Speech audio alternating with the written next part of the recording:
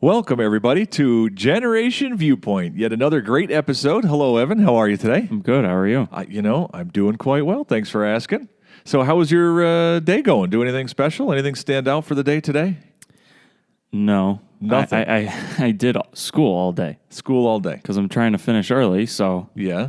Yeah. Are you going to make it? You've been, giving me updates and stuff, but seriously now. So the goal here is to finish your senior year of high school in the next less than 60 days, 45 It's days. 7 weeks. I have 7 weeks from Monday. Okay. I did. Are you going to make it? I think I will. Well, see, No, go ahead. I really think I do. Yes. I pushed a lot for my third quarter. I pushed a lot, and I should be done soon. Okay. But over the past weekend and like Thursday and Friday of last week, I did nothing but sat in my room and did school, as you know. I know. Yeah, you were like a little hermit in there, man. Half the time I didn't even know you were home. Yeah. And it was torture, but I did it so that I could have almost 2 months to finish my last quarter, so I didn't have to be a hermit Yes. Every day. before May. I understand. So... Different than, it's funny because, for everybody who's listening right now, Evan is doing his senior year of high school online, cyber schooling, gives him the flexibility of time to do some other projects, things like this that he wouldn't have time to do if he was in school. His older brother, one of his older brothers also did the same thing before. And you and he have different styles. You like to get up early, work ahead, be ahead. Yep. He was like, do whatever he wanted to, and then for a week straight, don't sleep. Yeah. And get it all done. Yeah. Both of you get the job done, though, just different styles. Yeah. It's very interesting. Yeah. Yeah, I don't like being cooped up for a long time. I'm very antsy. Yes. And he's okay with being cooped up. So that's why. Gotcha. So the real answer to are you going to be done on time is not I think so or hope so. It is yeah. It's not I hope so. Yeah. It's going to be done. Yeah. Whether I like it or not. Very good. Well, I had an eventful moment today. Okay. I had a realization. Oh, boy. Okay. So this was my realization. So at the house, we had, it was about 15 disposable cameras that have been sitting around for a long time. Yeah, I have 3 in my room. Oh, you still have 3? Yeah. Okay. I'm still taking pictures with one of them. Well, we had them from, like, when you guys would use them from a long, long time ago. Different trips Yeah, and stuff. I remember using them. Well, I collected them. I took them all to get them developed. So one of the realizations that I came to is I had forgotten how expensive it is to develop pictures. Really? This is why I thought about this to talk about for a moment, because this is definitely a generational thing, okay? Yeah. For one of those disposable cameras, it costs you anywhere between $10 and $14 to develop it. What? Yes. And once you get the print, you don't even know what you're going to get. You could get 2 good pictures out of a whole roll of 24 because you have no idea what's inside of it. Yeah. Right? And then once you get them, you have it, but it's not like you can share it on Facebook or anything like that. Unless you want to take a picture of the picture and go old school. Yeah. You know what I mean? Yeah. So I was thinking about this, that your generation doesn't, like, that's something that you guys cannot relate to. Like, we used to have to save up money, and when we took pictures, we were very careful to make sure we had just the right picture, because it was going to cost money to develop that thing. Yeah. Where now, when do you have to make a decision if you're going to take a picture or not? No. Well, I make a decision to whether take a picture or not. I mean, like, is this a valuable photo? Is this worth the money spent? No. You just like click, take pictures like crazy. Yeah. So I was thinking about how that's going to change the future along this lines, because now, right, you don't see many pictures of when I was a young boy. Yeah. Or growing up in high school. Mm-hmm. Or of your grandparents, right? Yeah. But your kids and your grandparents, they're going to be able to go on Facebook or online and Google your name, and they're going to be able to see all these pictures that you posted from when you were young. Yeah. And they're going to be like, they're really going to know what you were like when you were a kid versus you only know what I tell you and what you hear other people say. Yeah. Right? Yeah. So you're not going to have the luxury of reforming who you were when you were a youth and lying to your kids. You lie to me? No. Wait, well, hold on. You lie to me? No. I don't lie to you. All I'm saying is that there's a lot of parents who have the luxury of hiding things. Yeah. You're not going to have that luxury. Everybody, including your kids, is going to know everything about you, whether you want them to or not. It's there for public display. I don't have anything to hide. I didn't say that you did, but would you agree that you're 18 now? Right? Yeah. Would you agree that when you were 13 and 14, there might have been pictures that you took or things that you said that right now you'd be embarrassed of somebody? Well, there's pictures that mom has taken and posted without even asking me that I'm embarrassed of right now. So that's all I'm saying. It's a different generation. It's totally different now, right? It's amazing. Just like your great-grandparents, you don't even know what they looked like. Yeah. Right? Neither do I, but it's crazy. But the future is going to be totally different. So yeah, I don't know. Let's just think about that. So I do have a question for you. This came up in conversation yesterday, and so I'm going to give you a scenario that you know about. Okay, man, I want to get your input on this. It's not a big one. All right, so here's the question. So you have a book. It's your favorite book, and you have a friend that you'd like for them to read the book. All right, I love that you're laughing. You lend the book to your friend, right? Yeah. You see the friend a week later, and they say, that book is really great. I've been reading it every time I'm in the bathroom. Should that book ever be returned, or should it be burned and replaced by a new book when returned to the original owner? That's the question. Is reading a book in the bathroom mean you're really taking ownership to it and you own it now? So what do you think, Evan? Well, if we're going by Seinfeld, then yes, it is your book. Okay, all right. But personally, I'll joke about it and I'll be like, I don't want that back. Right. Like, yeah, I don't want it back. Yeah, but I would forget about it. You would? Yeah. So if you got the book returned and you knew it was in the bathroom, somebody else's hands, over time, you would just forget about it. You'd be okay. Yeah. Okay. All right. Just checking. There's got to be an etiquette ruling on that. I don't know. Yeah. I'd love to hear what everybody has to say about that. Yeah. There's got to be an etiquette ruling on that. So I don't know. There's no 2-second rule, I don't think. 2-second rule. Yeah. Like when you drop food on the floor and like the germs disappear. It's not like, it's been out of the bathroom for 2 seconds, so the germs aren't on it anymore. Yeah. So I don't know. But Ev, I wanted to take a moment today, and we're in the middle of an election year. Yep. And first off, before we get into anything, what's your observations or anything that you might think or what's going on with all the different candidates and things like that? I'm a little worried. Okay. I'm interested. I don't know all the facts, but the facts I do know, I'm a little worried. Okay. Because I know a lot of people are pulling for Sanders. Okay. To win. Yes. And that would be bad. Okay. Now I just want to dig into this. Okay. Yeah.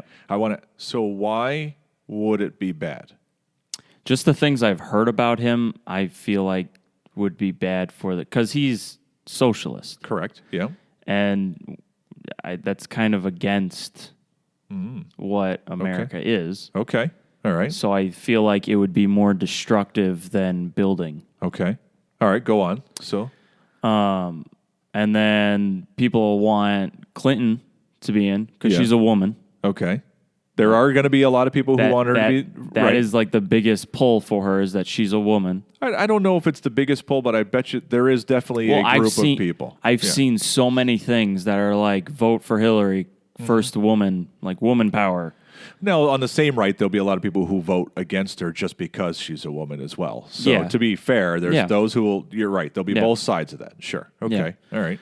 And then the big one is Trump. Yes. Of course. It's the headline every day. Yeah. Right? Not going to get away with that. What's your opinion on that one?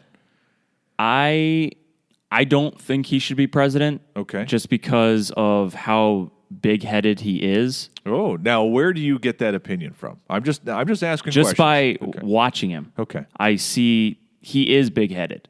He's very big. I'm not going to argue it with you. Yeah. I'm just asking because I really want to know. Like, I can't say that you're a spokesperson for your generation or even your age or anything like that. Yeah. But I just want to hear what your observations. Yeah, are. and again, I don't know all the facts for all the things. So and good for you for being honest about that. Yeah. Right. There's people who will fight to the death for a candidate, and they don't even know the facts. Yeah. They just have an opinion. They're going to go with it. Yeah. So good for you for admitting that. So, and what about the other guys that are up there on the stage with Trump that nobody remembers their names because all they can think of is Trump? That's not fair. Rubio and Cruz and Kasich. I don't think Rubio's the one that talked about yoga, isn't it? Rubio was the one who was in. Yes, he said when you guys are done arguing. Yeah, I don't think he should be in it because he's kind of a bully. Okay, like he tries to. He reminds me of a younger brother.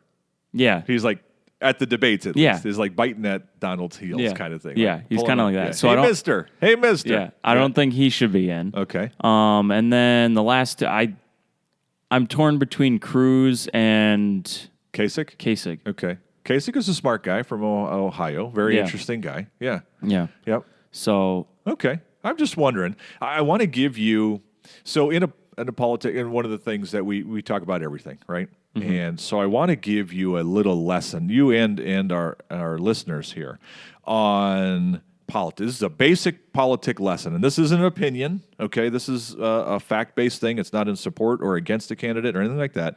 There's a very smart congressman years ago by the name of Bob McEwen who just has a great way of taking very difficult things and making them simple. And so I thought I wanted to share this with you, Evan, mainly because you're 18, you're voting age now, right? So we pride our country on being a country of freedom. Yeah. Right. And so sometimes it's hard to tell how free are we and how much are candidates in favor of freedom versus how much are they in favor of big government. Okay. Mm-hmm. So there's a sure tell way to see when freedoms are being taken away from you, even though they're saying something different. Because every candidate's going to say, we love personal freedoms. We're in support of personal freedoms. We think you should be able to decide everything on your own and all that. Everyone's going to say that, right? Yeah. Because that's our country. All right. Here's how it works, okay? Mm-hmm. In a 100% free economy, there is zero taxes because you decide everything. So what that means is in a 100% free economy, there is nobody who fixes your road out front, right? Yeah. You fix it yourself. There is nobody who teaches your kids. You teach your kids yourself.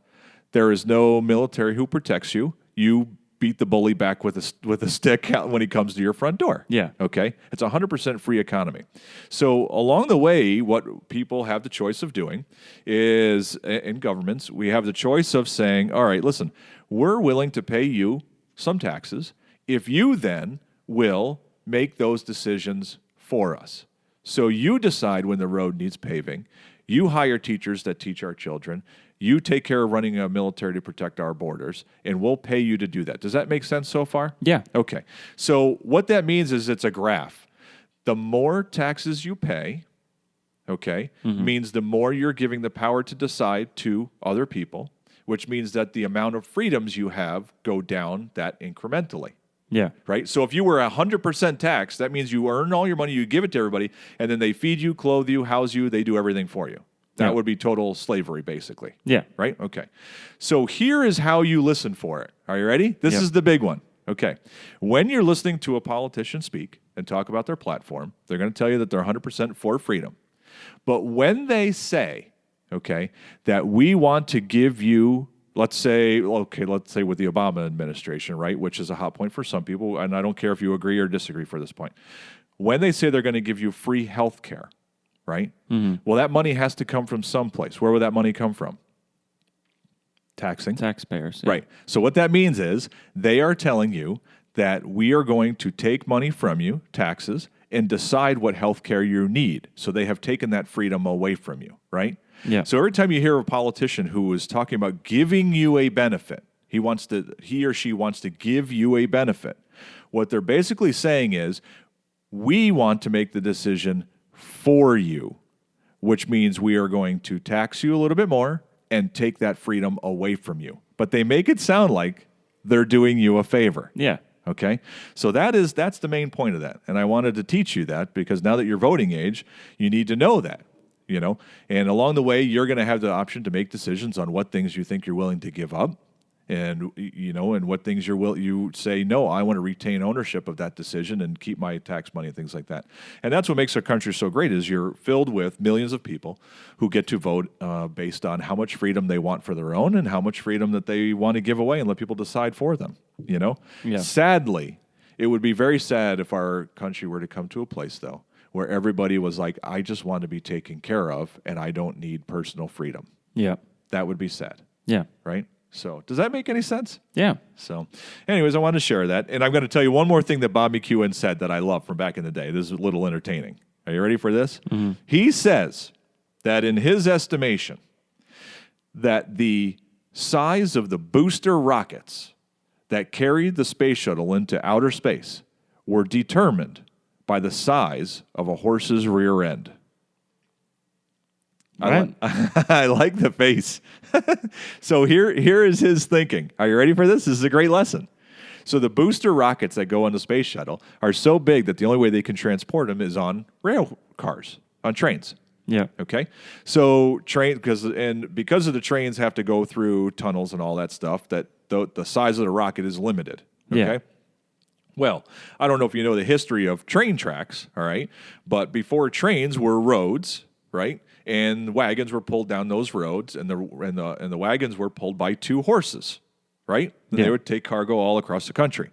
Well, the width of the wheels and axles, the normal width that developed over time for wagons, was based on when they hooked up a wagon and all the things that got to get hooked to two horses and how close the horses could be together. Right? Yeah. Okay. So basically, the horses could only be so close because their rear ends were so wide. So basically, the width of a horse's rear end side by side determined on how wide the wagon was. That determined on where the wheels rode down the road. Where the wheels rolled down the road left two tracks.